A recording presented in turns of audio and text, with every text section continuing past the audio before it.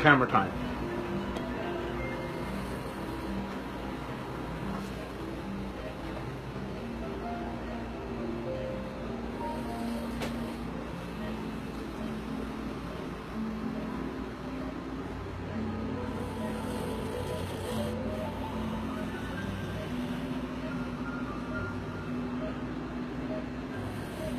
So what part of the procedure is this?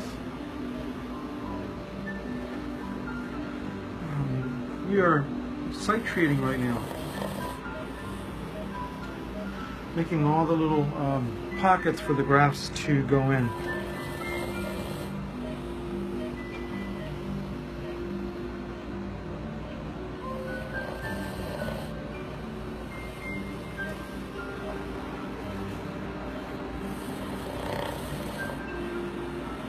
Yeah, Tony's counting right now in his head, which is why he won't be able to explain much. But basically what goes on is we start in the hairline, making the sites, and what we choose to make the recipient sites with for the hairline are 20 gauge needles.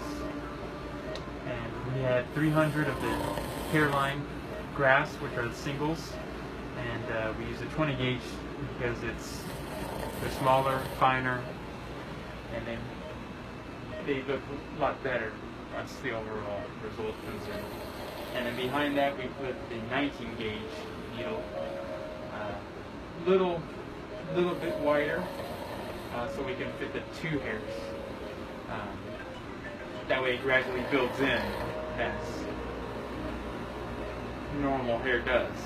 Nobody has that 3 hair coming out in the forehead because that looks too fake. And that's exactly what we don't want to do, is someone to look at him and say,